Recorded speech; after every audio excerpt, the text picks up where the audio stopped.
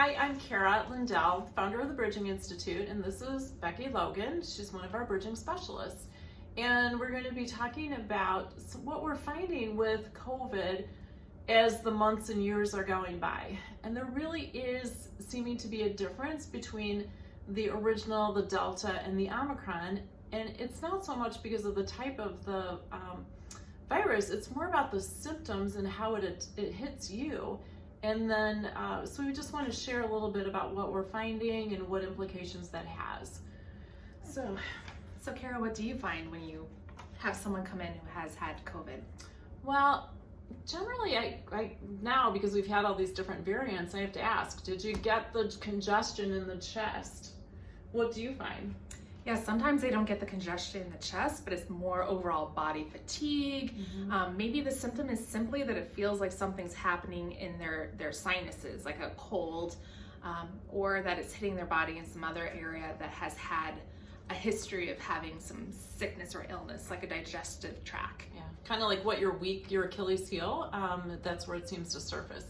But I've been seeing a lot of tight shoulders, and what we're finding is that seems to be associated more with Omicron, and where people didn't really get that sick, but it's like their body's fighting everything, and the lymphatic system is doing its job. It's trying to clear it out, and to me it's like the sewer system and the leaves in the fall. It just, everything gets congested, and you have to clear it away. And so the two spots where it's most congested are on the left front of the shoulder and the right front of the shoulder, but especially the left, because that's where the major transition of where the lymphatic system is clearing out into the bloodstream so it can get out of your body.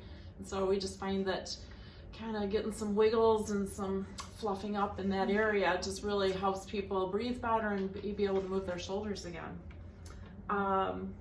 So a couple of, what else do we find with it? We find, besides the shoulders, diaphragm. Oh yes, the ever needing The to be middle, checked, the and breathing. right through here, breathing. So we're the finding urge for breathing. it's a little sticky.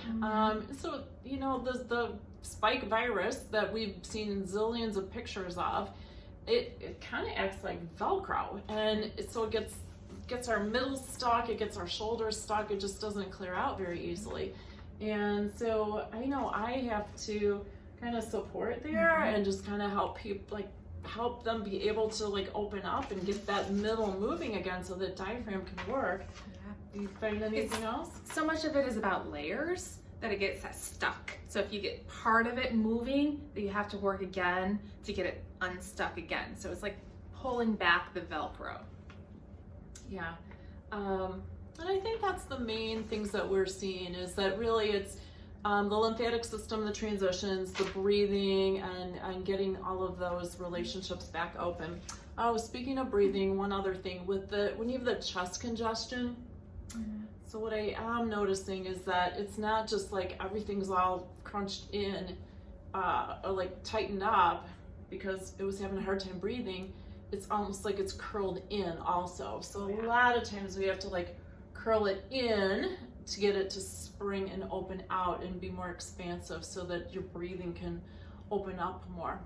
So that's just from a description of what we're doing and finding with COVID. Thanks for listening. Hope you found that helpful. And if you did, please subscribe to our channel and give this video a like. And we'll be trying to share other useful tips for you as the year goes by.